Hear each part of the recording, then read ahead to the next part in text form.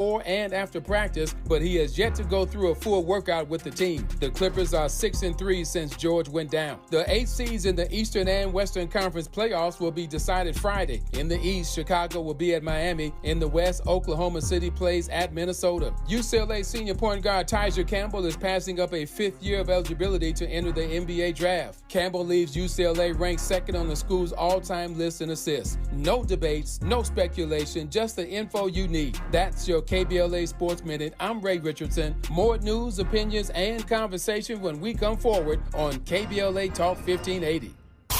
Stand up and fight! When news breaks, you can count on KBLA Talk 1580 for exclusive interviews. You're listening to A More Perfect Union on KBLA Talk 1580. I'm Dr. Nicordelai Corte. Incredibly delighted to welcome Tennessee State Representative Justin Pearson. Brother, welcome to the show. As Tennesseans, as Americans, as people of conscience, our responsibility is to get proximate to this movement. This is the moment. Folks always wonder, is this the time for me to start using my voice for speaking up, for advocating for issues? This is it. This is it. The present moment where we are seeing the erosion of democracy, where we're seeing duly elected officials being expelled because we're raising the issue about the need to end gun violence and protect communities. And so for everyone who has ever had a thought that I need to do something, I need to be engaged, this is the moment to transform our cities, our counties, our states, and the United States of America. Weekdays, weekends. Stay tuned to KBLA Talk 1580 for the conversations that matter most to you. At KBLA Talk 1580, we've got your black.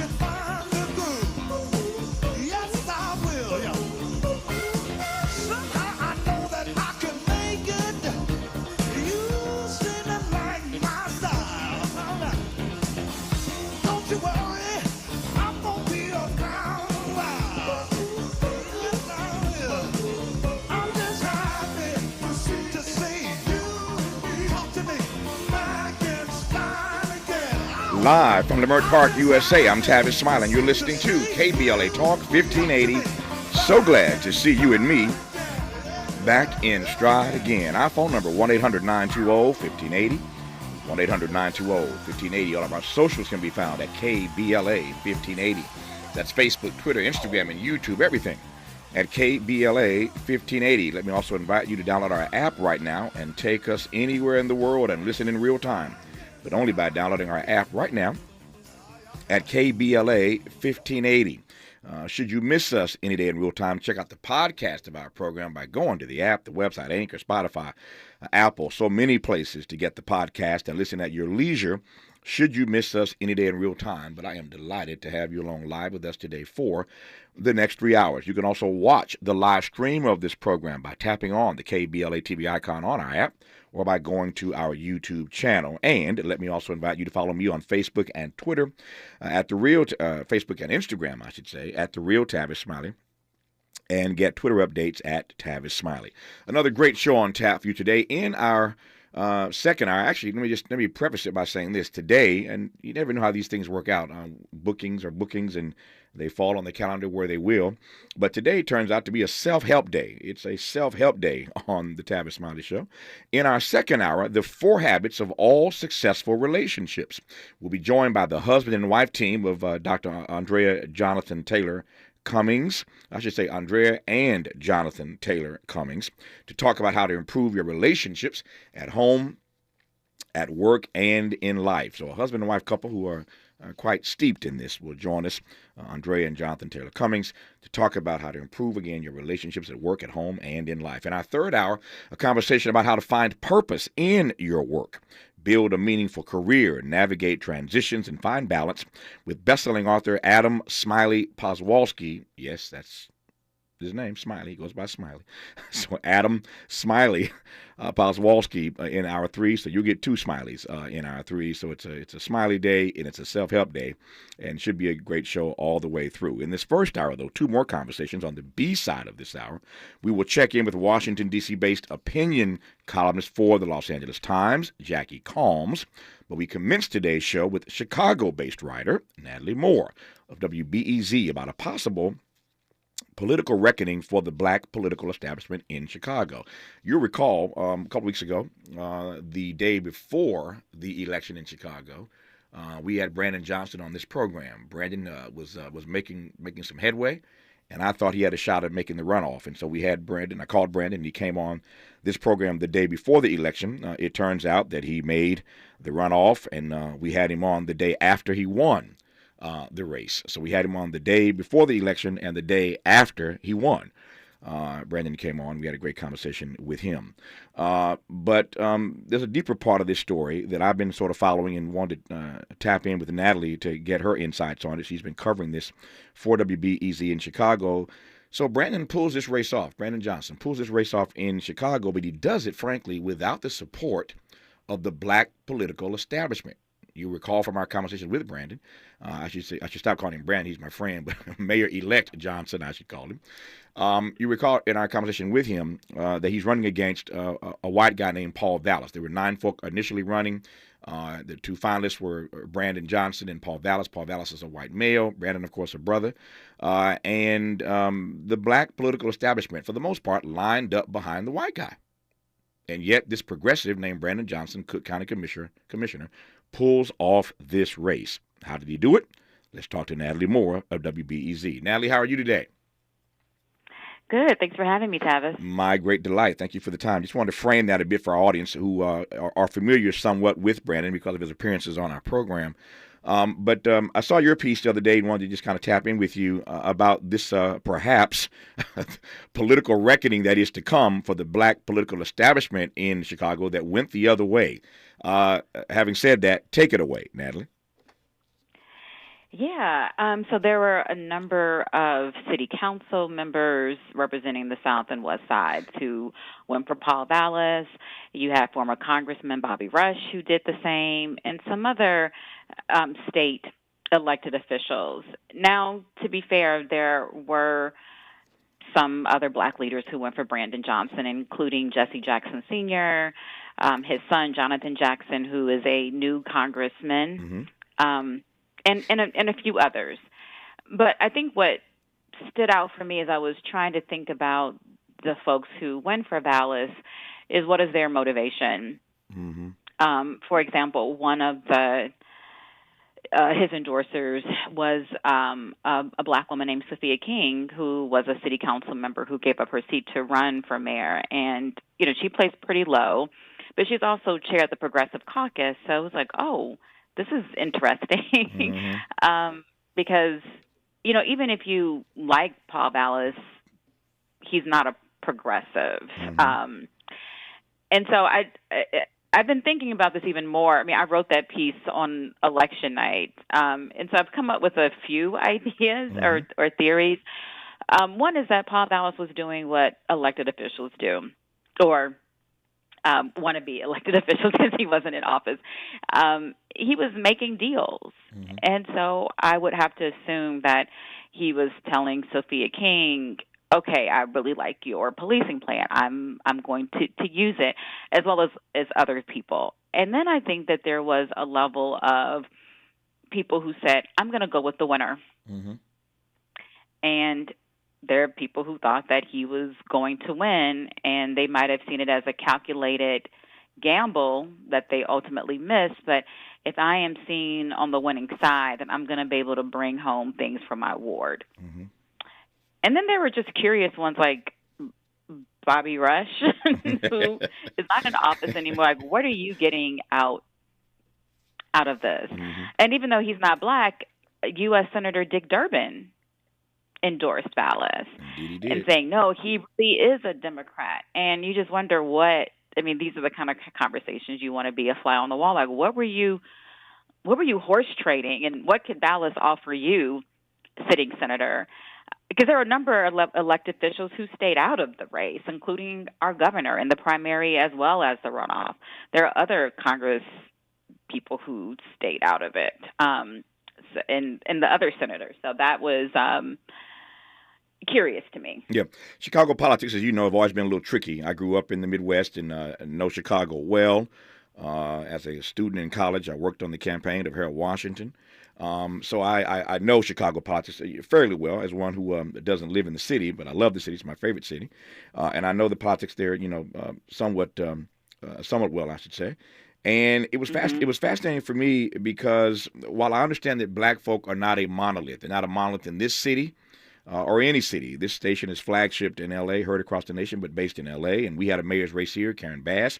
And not every Negro in this city lined up behind Karen Bass. There were black folk in this city who lined up behind a white billionaire who basically became a Democrat the day before the election, and still Negroes lined up behind the billionaire Rick Caruso in this race. I know we're not a monolith, and I don't tell people how they should vote. People have a right to self-determination, to cast ballots as they will. But this case in Chicago is curious for me because Brandon Johnson, whatever you think of him, is a progressive. And to your point, Paul Vallas ain't a progressive.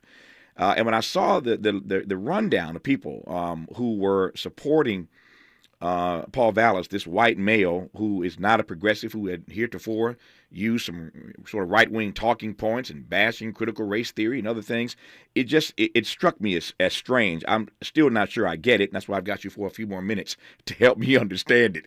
Yeah. Again, black folk ain't got to line up behind the candidate that I say they line up behind, but this is a curious case in Chicago, and there's going to be a reckoning, I think, for the black political establishment there. What I'm really trying to drive at is whether or not this is a cautionary tale for black folk across the country who horse trade and bet on white candidates in races against black candidates when those black candidates are from the West Side and they are, in fact, progressive. What gives? We'll continue with Natalie Moore when we come forward on KBLA Talk 1580.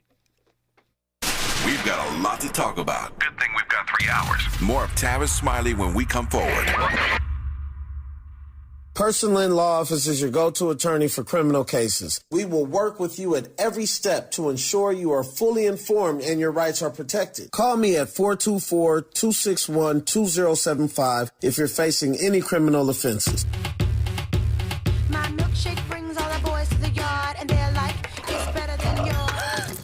Spilled your milkshake? Quick, the quicker picker upper. Bounty picks up spills quicker. And each sheet is 2 times more absorbent, so you can use less than the leading Ordinary brand. So you can get back to your milkshake. My milkshake brings all the boys to the yard, and they're like, it's better than yours. Bounty, the quicker picker upper. With one of the best savings rates in America, banking with Capital One is the easiest decision in the history of decisions. Even easier than choosing Slash to be in your band. Next up for lead guitar. You're in. Cool. Yep, even easier than that. And with no fees or minimums on checking and savings accounts, is it even a decision? That's banking reimagined. What's in your wallet? Terms apply. See CapitalOne.com/bank for details. Capital One N.A. member FDIC. KBLA Talk 1580. We've got a lot to talk about. Hi, Maisha Cairo here, KBLA, live at Chase Bank on Crenshaw and Vernon for the In This Together tour with female business owners, a day of empowerment, community panels, and best of all, tips on building business from marketing to capital. I was able to speak with one of the panelists, the owner of Kids Love. Take a listen. So Kids Love, KIDSLUV, is a first-to-market zero-sugar, vitamin-enhanced functional beverage for kids. So the zero sugar is really important because if not, the sugar gets on the teeth, it can cause cavities. So as a mom, I love this vitamins and hydration in one. Tell us what's happening here with Chase Bank today. So I would say, I think what Chase is trying to do is create a community actually for entrepreneurs, a place where people can go. They have the space to do it. It's a beautiful space. business and to be able to have these conversations. There are so many benefits to being a women-owned and certified business, from a standpoint of getting into stores, not paying the slotting fees of what it takes to be in stores. So I think Chase is trying to bring awareness to a lot of the things that people just don't know about, that not only the bank can help, but outside of the bank, their relationships can help create. That's beautiful. And I know, this is how we build equity in communities of color, is kind of spreading that information and that knowledge. So thank you for being here today and doing your part and letting these women know that it is possible. For KBLA 1580, I'm Maisha Cairo in the community with Chase.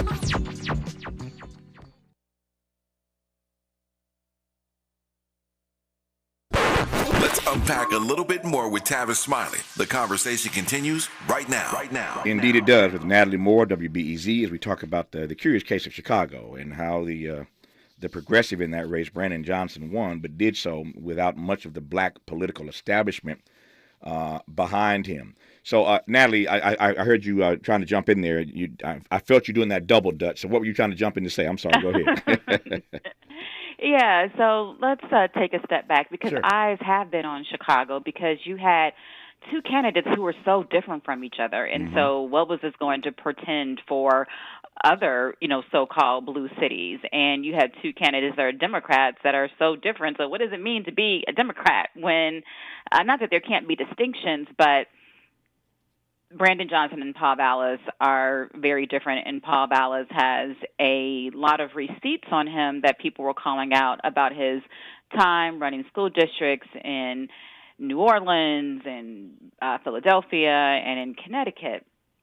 And as you mentioned, some of these right-wing talking points that he was bringing up and going against critical race theory, and he's run for offices many times, and this is the farthest that he has gotten. So it's like, is this message resonating? Chicago, which I love to hear is your favorite city because it's mine also, is very segregated, but it's about equally black, white, and Latino. And so Brandon Johnson's base was what we call lakefront liberals and like progressive whites. In the primary, he did not win the black vote. But in the runoff, he won the black wards on the south and west sides. So incumbent Mayor Lori Lightfoot was the top vote getter in the black wards. And so I think some of the establishment maybe didn't embrace Johnson because, I'm speculating, he's from the west side, and the black political class tends to be or is very South Side centric. And he is progressive is another one of these words, Tavis, that people throw out. And does it mean? But I would say that Johnson is a capital P progressive. Well, he was endorsed in this race. I'm sorry, Nat. He was endorsed by people like AOC and Bernie Sanders. That gives the audience some sense of how progressive he is, that Bernie and AOC got behind him. And for that matter, Elizabeth Warren and a few others. But go ahead. I'm sorry. And I'll finally say that it was a close race. Johnson obviously won, but he had a ground game. Yeah. And he had been an organizer for the Chicago Teachers Union, and they know how to organize people. They know a ground game. And so I think that people underestimated the connections that he was making with people. And he's also a preacher's son. He's very affable. Yep. And he connects with people. Yep. Let me ask you. This may be the funniest question I ask in our entire time together today, because I'm anxious. I'm curious to hear your answer, and I'm sure all my Chicago friends listening in Chicago right now, I'm putting you on the spot here, and those listening in LA right now and beyond who are from Chicago will be fascinated to hear your answer, because this is one of those questions you could have a barroom brawl about, because everybody has an opinion about it. But since you went there, I want to follow you. So to the audience listening right now, how would you define the difference between South Side Negroes and West Side Negroes? Here's my point. You made the point. Oh no, you're not gonna have me do that. No, we gonna do this. We're gonna do this, because here's the point.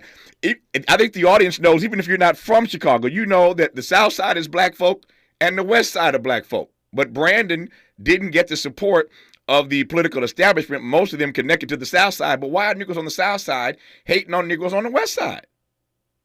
I don't know if I would say hating, but he wasn't in their orbit. Right. I mean, I wrote a book called The South Side, so I am very, very South Side. But, I mean, I will say the Southsiders are definitely arrogant. I mean, we joke about, there's some fun back and forth that's there. But sometimes our communities all get lumped into one, Black Chicago, and there are differences. I would say that the West Side has dealt with more disinvestment than the South Side has. And trust me, we have had our disinvestment. But I've heard West Siders say, I don't know why you South Siders think you all that, because you have the world's biggest project over there. Yeah. So what you talking about? But also the Black institutions tend to be on the South Side. The South Side Community Arts Center, the DuSable Museum of African American History. But it doesn't do anyone favors to have beef between each other. Like, it's fun to be good-natured. I thought the question you might ask me, do I like Harold's or Uncle Remus? Yeah, no, I wasn't going to do that Uncle to you. Remus fried chicken is now I will say Harold's all day. Okay. On that one, I'm with you. I got Harold's, but frankly, when I get to Chicago, as all my friends know, my first stop is White Castle. I'm not even going to lie. That's my first stop. I'll get to Harold's eventually, but I'm a White Castle guy, I confess. And for that matter, you can get White Castle on the South Side or the West Side, so I ain't hating on either one of them. As long as you're not putting ketchup on your hot dog. No. I'm with you on that. Let me ask you this, though. We were talking a bit earlier, and I get a sense, and the audience gets a better sense of how everyday Black people voted in this race. Do we have any data on how the bourgeois elite in Chicago voted in this race? I would say that Black neighborhoods are class diverse. So it's not like you can say, okay, well, here's this ward that is more affluent, and they didn't. There are a lot of Black folks who live in the Hyde Park, Kenwood neighborhood that might be a little bit more affluent, but that went for Johnson. So I don't know. I mean, and just as someone who's a resident and talking to people, I didn't see any particular class distinctions in the runoff. I asked that question, Natalie, because if the Black political establishment writ large went the way of Paul Vallis and got spanked because Brandon Johnson pulls it out, my sense would be that much of the Black political elite and the bourgeois elite would have gone that direction as well. Again, I haven't seen the data on that, but yeah. I mean, the data doesn't get that granular, right. But I think that the way people look at it as these are the folks in office and they are their own class. Right. And so it's not seen as a proxy for socioeconomics. Yeah. So to your word, proxy. That's the perfect word to use as a segue. Watching my clock, we got about 5 minutes left. I want to see if Chicago, in this regard, is in fact a proxy. Is this a cautionary tale for the Black political establishment in cities across the country? We're talking about Chicago because Chicago is always a good petri dish to look at and to study, particularly when it comes to Black folk, obviously, and when it comes even to Black politics. So again, I said in L.A. we had a decent number of Black folk who lined up behind Rick Caruso. He didn't pull it out, but he had his supporters. Karen Bass ends up winning handily. So in Chicago, in L.A., across the country, are there lessons to be learned from this? Is it a cautionary tale of what happens when the Black political establishment goes the other way? Again, in this race, a white male over a Black male, a progressive over somebody who ain't really that progressive? Yeah. I don't know if this is going to, these alders aren't up for a re-election right now. And people have short memories, and a lot can happen between now and another 4 years. So I'm reluctant to say these folks are going to get the boot because of what they did now. But what I will say is that they are going to have to face their community, and the fact that and I think what you said earlier was important, that people have the right to vote for whoever they want to. And if they believe this is the right candidate, then they explain that and they say it. I think what was curious is that so many people who no one was even asking for their endorsement, like the public, why they were coming out so strong. And again, the cynical part of me is thinking, well, people thought they were going to go with the winner, and also self-serving. Mm-hmm. I would imagine that he was making some promises, and people justified those things by saying, well, I'm going to help my community in the process. I think what's to look at more is what will Johnson's relationship be like to city council. Mm-hmm. And even though he was voted in, he's the fraternal order of police president, said there would be blood on the street if Johnson was elected. And so how is he going to, Johnson that is, work with the police department? And I think what even though voter turnout was so low, is that people want a different direction. People tried, really the national media, frame this as a law and order issue. Well, Paul Vallis is law and order, and he lost, so people don't care about law and order. Mm. Whereas black folks who live in communities and are disproportionately impacted by violence are saying policing is not the solution. We want to look at root causes, and that's what Brandon Johnson was saying. So I think that I probably think that some of the more salient lessons to think about are less about the black establishment endorsing Vallis, but what does it mean to elect someone where some folks feel like, well, this means I'm going to lose if other people are going to get something. Yeah. And I'll finally say that, Mayor Lightfoot ran into a lot of issues in her tenure, and people criticized her for picking fights that were unnecessary, but she was giving a lot of attention to the South and West sides. And there was an outgoing alderman who said, well, you know what, she paid too much attention and not enough to downtown or the North Side. And so they're saying that about Lori Lightfoot. What is Brandon Johnson going to be up against as he tries to push his agenda through and get votes in council and get those progressive policies. Yep. I got about 90 seconds left here, Natalie. What's your sense of how Brandon will work going forward? Brandon Johnson, Mayor-elect Johnson, will work with this black establishment that didn't support him? My impression of him is that he's not petty. Mm-hmm. And so I don't think that he's going to go out and punish wards, especially because these wards voted for him.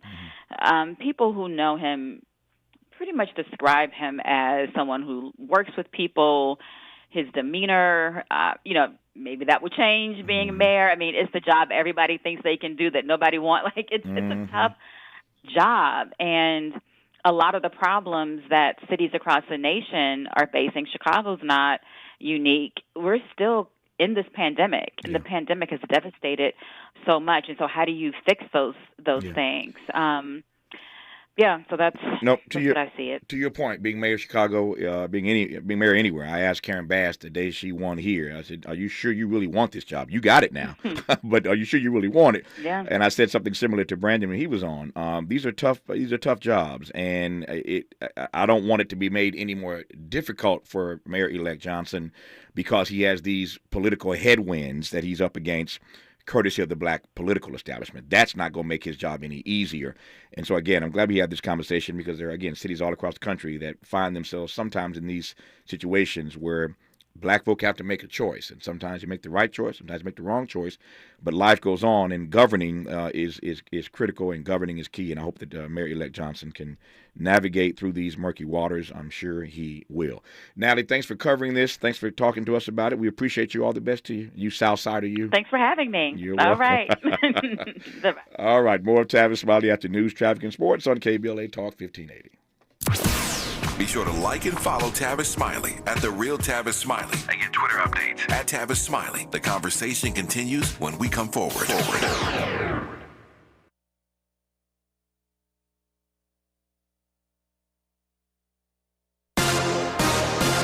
I'm Mike Moore. Here's the latest from the Black Information Network. President Biden says officials are getting close to finishing their investigation into the recent Pentagon intelligence leak.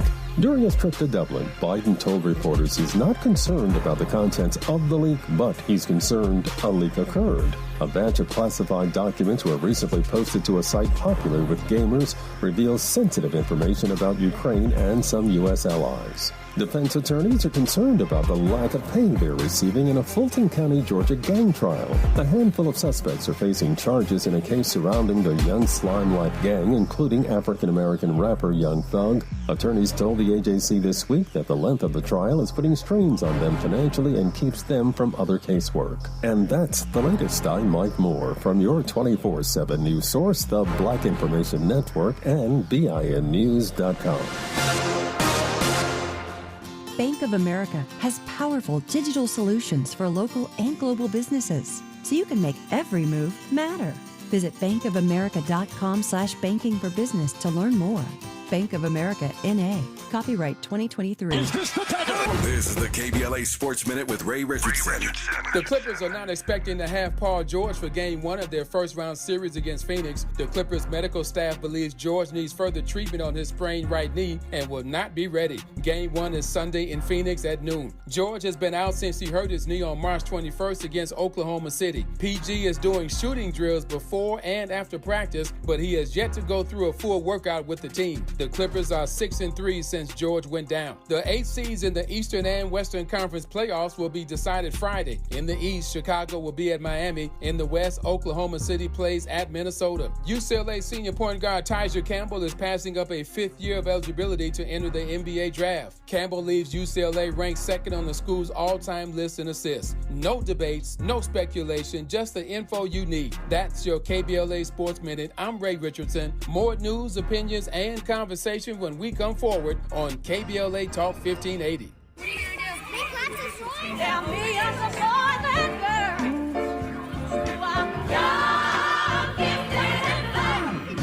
I'm young, gifted, and black.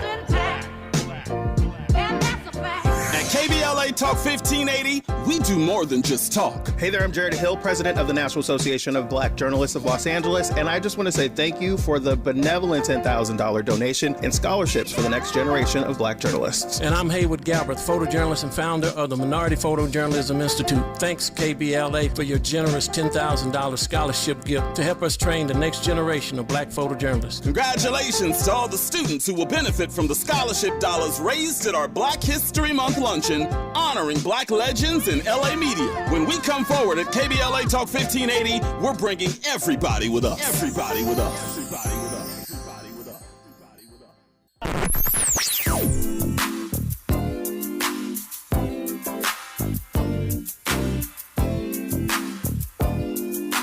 This is KBLA Talk 1580. Talk radio. That's music to your ears.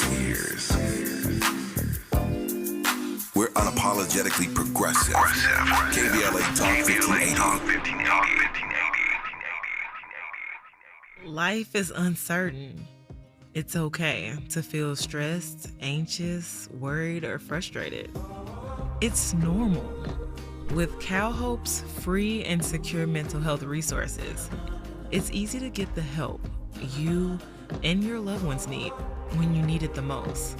Call our warm line at 833-317-4673 or live chat at calhope.org today. Coming to Los Angeles. It's the show that rocked the country, playing to over 1.5 million people. It's God's Trying to Tell You Something. Coming to the Wilshire Ebell Theater for one day only. Saturday, April 22nd at 2 and 7 p.m. See what everyone is talking about and feel the power of God. So this was the bomb. I loved it. It was really, really good. Amazing singing. And the performers were fantastic. A little crying. There was a lot of laughter. My kids was like, Mom, what's wrong? Because I started to cry. And I said, these are just tears of joy. It met and exceeded the expectations. It was very well presented, and everybody did great. It was fantastic. I felt like I was on Broadway. Tickets on sale now at Eventbrite.com and God's Trying to Tell You Something.com. It's the theatrical masterpiece you've got to see. It's God's Trying to Tell You Something. Oh, yeah, I really, really enjoyed it. So blessed to be here. Don't miss it. We knew you'd stick around. This is LA's home for progressive talk radio. Welcome back to KBLA Talk 1580. So we started today's program with a Chicago-based writer. Now we go to a Washington, D.C. based writer. She happens to be an opinion columnist for the L.A. Times. I am always delighted to be in dialogue with our friend Jackie Combs. Jackie, how are you today? I'm good. How are you? If I complained, I'd be an ingrate. I'm glad to have you back on and glad to talk to you. I've been reading your stuff of late, as I always do, of course. And I was fascinated by your take on this particular piece, and by this particular piece, I am referencing the recent Marjorie Taylor Greene interview on 60 Minutes. I'll hold on your take on it, and for those who didn't read your piece, you can unpack that for us. Let me start, though, by playing a clip. If you didn't see this right-wing Republican Marjorie Taylor Greene speaking to Leslie Stahl on 60 Minutes, take a listen. Philosophically, what is happening in our country that this kind of anger has reached this level? It's very polarizing. I don't know how we got this way, but I do know there were situations that happened, like when Hillary Clinton declared that we were all deplorables because we voted for Trump. The way I've been portrayed in the media and a character of myself that doesn't exist, that people in the public feel like they can come after me or someone like me, and it's just absolutely wrong. But the political polarization that's happened in our country, I believe it's a true tragedy, and it's terrible. So I just listened to your answer, and here's what you did. You attacked the Democrats and you attacked the media.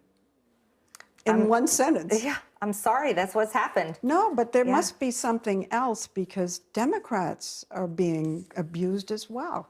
It's not just one side, that's the thing. It's like a virus.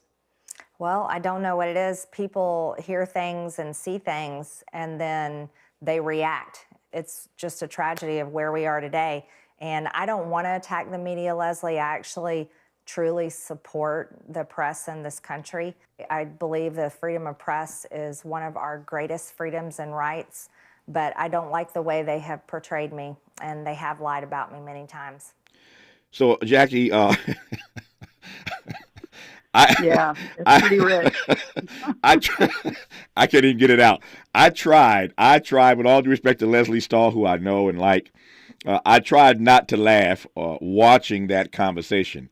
But it in fact, it would have been laughable if it were not so serious. But I had to hold back my laughter watching those words come out of her mouth. That's my take, but I read your piece, and I want the audience who may not have seen your piece, perhaps. Many of our listeners, of course, are LA Times readers.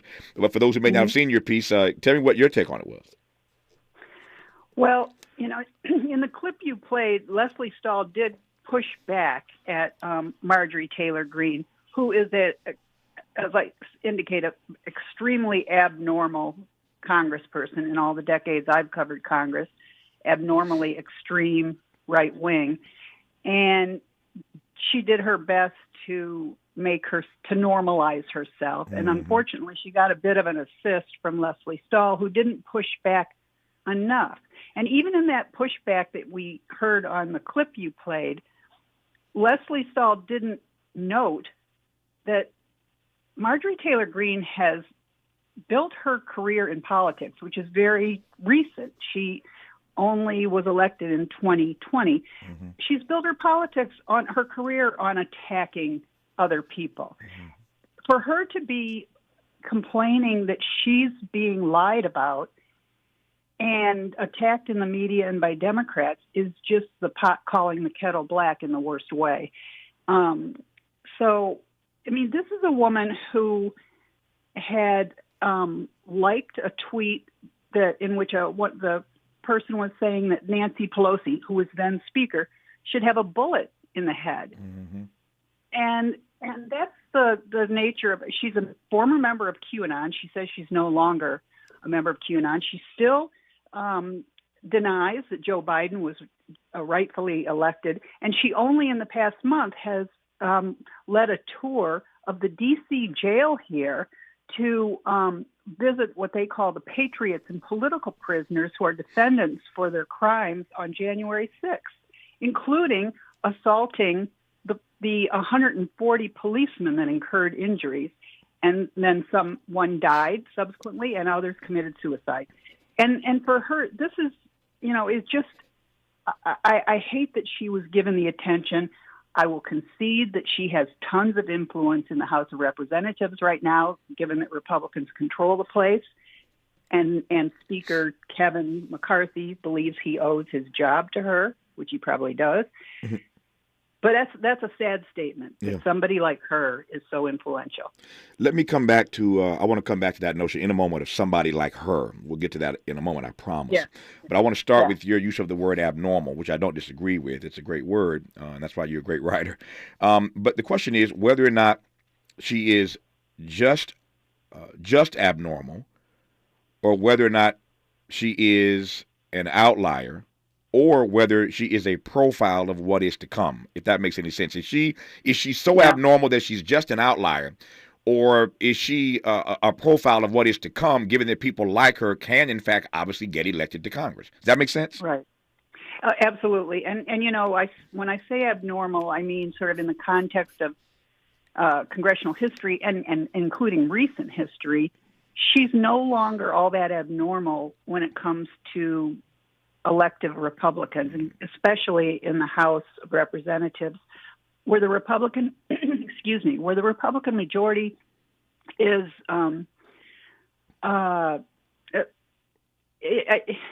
it's just a group of anti-government, anti-democracy in many respects, people who fortunately have a check on what they produce, given that the Senate remains in Democratic hands and we have a Democratic president.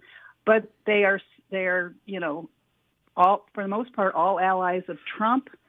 Those who aren't allies are defending him in his criminal investigations.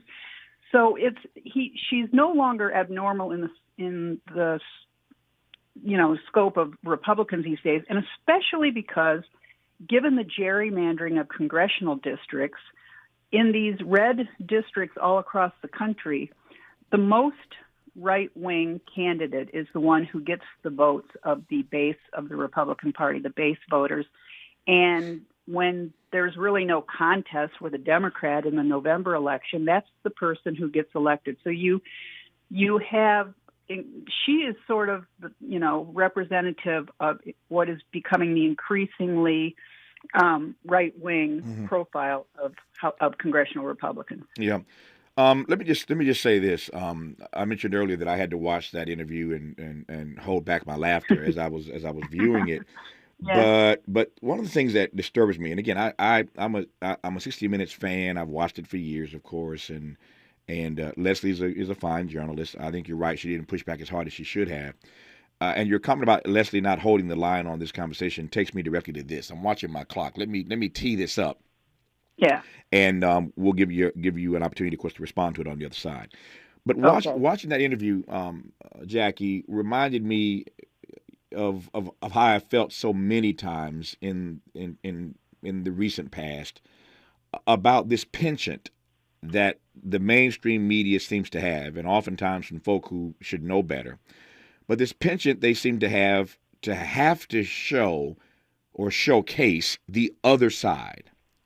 Now, to be fair, 60 Minutes has interviewed all kinds of scoundrels, of course, in the history in the history of that program since it came online, thanks to Don Hewitt many years ago, decades ago. Right. They've interviewed all kinds of scoundrels, to be sure, and yet I'm feeling more and more that we're in this moment where no matter how outrageous you are, how abnormal you are, what an outlier you might be, how crazy your ideas are, how dangerous your ideas might be. People feel this sort of, again, this penchant, this pull to have to give you equal time, to have to showcase you and that craziness on a platform like 60 Minutes. Is that just me? Do others feel similarly? Am I wrong about this? We'll get Jackie Combs' response to that. When we come forward, you're listening to LA Times opinion columnist Jackie Combs, based in D.C., but on this LA-based radio station right now, KBLA Talk 1580. The station you turn to when you've had it up to gear with cultural incompetence. KBLA Talk 1580. California Black Women's Collective Empowerment Institute President and CEO Kelly Todd Griffin says the state of Black women in California is troubling. Maisha Cairo here with your K-Black Minute News. The Mount St. Mary University Center for the Advancement of Women released their 12th annual report on the status of women and girls in California. The 40-page document reported that the wealth gap among women is vast. Findings show less money, more poverty, and less corporate leadership amongst Black women compared to white and Latina women. In California, Black women hold 4% of the bachelor's degrees obtained. Kelly Todd Griffin of the Black Women's Collective believes there's a connection between Black women's trailing in education and wealth figures. Good news is money is going towards programs targeting Black women. For more information on the report, visit msmu.edu. I'm Maisha Cairo, and that's your K-Black Minute News. Thanks to our new sponsor, Lendistry. Lendistry is a national Black-led small business lender that is headquartered in Los Angeles. Lendistry helps small business owners access the affordable capital needed to grow. Visit Lendistry, LENDISTRY.com/KBLA today. Some people won't give you the real talk on drugs, but it's time we know the facts. Fentanyl is killing people. It's a powerful opioid, often made illegally and commonly mixed with illicit drugs. It can even be pressed into counterfeit pills that resemble prescription medications. Just 2 milligrams, about the size of a few grains of sand, can potentially be lethal. This isn't an ad to scare you, but it is an ad to make you think twice. Get the facts. Go to realdealonfentanyl.com. This message is brought to you by the Ad Council. The FAA will be hiring air traffic controllers soon. Applications open June 24th through June 27th. If you know someone between the ages of 18 and 30 who might be interested, please tell them to go to www.faa.gov/BE-ATC to apply today. The salary range is $103,000 to $164,000. There's also paid training and school. Again, that's www.faa.gov/BE-ATC. Again, that's www.faa.gov/BE-ATC to apply to be an air traffic controller. This community call to action is brought to you by the Organization of Black Aerospace Professionals and KBLA Talk 1580. Conversations that matter. You're listening to Tavis Smiley on KBLA Talk 1580. So, Jackie, that's my read. What's your take on this mandate? It seems that people in our business seem to have these days to have to showcase the nonsense. Yeah, well, Tavis, you've picked a real scab for me when it comes to journalism because I have been chafing against what I call both sidesism for years, but never so much as in the age of Trump.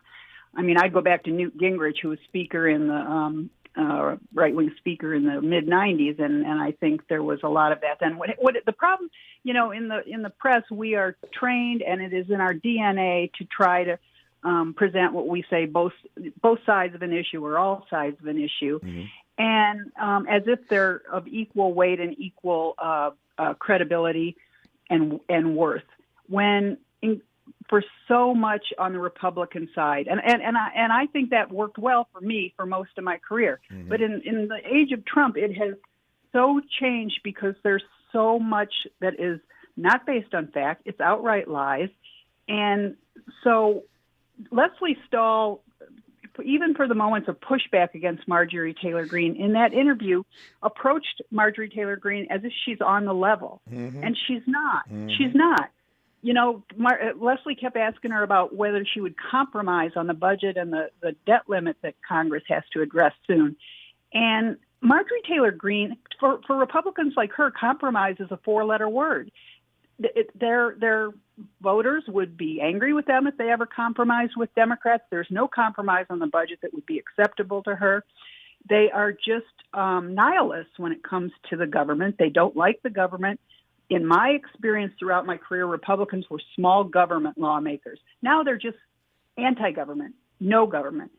And so that's what, in this interview, there was no examination of the January 6th assault. and Marjorie Taylor Greene's support for the continuing denial that there was anything beyond a tourist visit there. When it's like, don't believe your lying eyes. Mm-hmm. We saw it all. And so I think, she's just not a normal congressperson who's become influential. She's anti-democratic, and that needs to be exposed. Not just, to go into what you said, Tavis, it's just that the press needs to call this what it is. Yeah. It is abnormal, and it is anti-democratic. It is a threat to our system of government. And she should have been prepared to make that point, that this is a different breed of cat. And I think it was a disservice to the viewers. And that's your line that you just uttered a moment ago is where I sit. That it's a threat to our system of governance and government. And I'm all for talking to people that you disagree with. I say all the time that this station and this program, at our best, we are trying to challenge folk to re-examine the assumptions they hold. We are hoping at least to help you expand your inventory of ideas. Well, you can't do that if you're not rubbing up against ideas that are different from yours. So I'm totally open to talking to people who I disagree with. I've talked to Ann Coulter a number of times in my career, and I've talked to Newt Gingrich. I've talked to a lot of these people on the other side. But the point of the conversation is to expose them, to use your word. The point of the conversation is to out them. The point of the conversation is to push them. The point of the conversation is to hold them accountable. But when you get a platform like 60 Minutes and there isn't the appropriate pushback, I think that ultimately it is a danger to our democracy. And I'm still smarting about this because the mainstream media allowed Donald Trump in. They basically invited him in. We bent over backwards. We bent over backwards when Donald Trump ran for office to accommodate him. I'm still mad at my friends Chuck Todd and George Stephanopoulos. All these people, they're friends of mine. Anderson Cooper. They would let this guy call in from his cell phone. All kinds of background noise. He's at a restaurant. He's at Mar-a-Lago. Anything to get him on the line. It didn't matter how bad the phone quality was. He didn't have to come in studio. He didn't have to sit for a satellite feed like everybody else. He could just call in on his cell phone. They were so anxious to get Donald Trump on the phone. I've said many times, people always say that the media builds you up and then they tear you down. No, get your conjunction right. The media doesn't build you up and tear you down. The media builds you up to tear you down. So they make money, they get clickbait, they get subscriptions coming and going.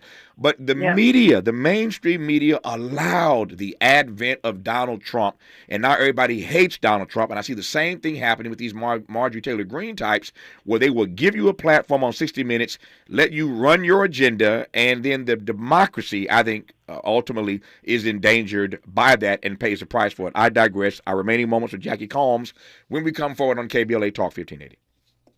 We may be LA's newest talk station, but when you're punching above your weight, it's not about whether you can throw a punch. Can you take a punch? We're unapologetically progressive. KBLA Talk 1580. And we don't black down. KBLA Talk 1580. We've got a lot to talk about.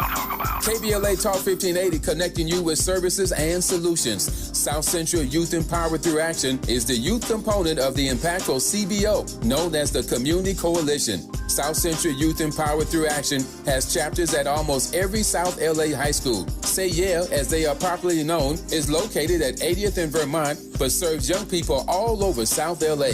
Under the COCO umbrella, they train youth organizers, help underserved scholars prepare for college, and work with students to help them gain admission to top universities. South Central Youth Empowered Through Action fosters teen activism, where young people have led campaigns moving tens of millions of dollars to South LA schools and forcing officials to make AP classes available to students in under-resourced institutions. SCES scholars have taken part in the March on Washington, been published in major news outlets, and been elected to city council.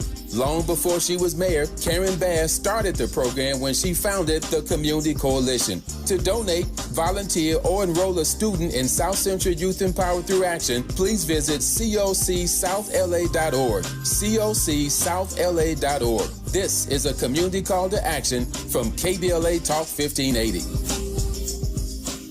Let's get back to business, Los Angeles County. The Economic Opportunity Grant Program is now open. This program is designed to provide financial support to qualified small businesses, micro entrepreneurs, food industry businesses such as restaurants, and nonprofits in Los Angeles County. Approximately 4,600 grants of up to $2,500 will be administered to qualified micro businesses that face barriers to accessing capital resources. To learn more about the Economic Opportunity Grant Program, visit www.grants.lacounty.gov. The application process is fast and easy. Don't miss the opportunity to get back to business. This program is administered by the County of Los Angeles through its Department of Economic Opportunity and funded in part through a grant from the California Office of the Small Business Advocate. Application portal is powered by Lendistry. Visit www.grants.lacounty.gov and get back to business.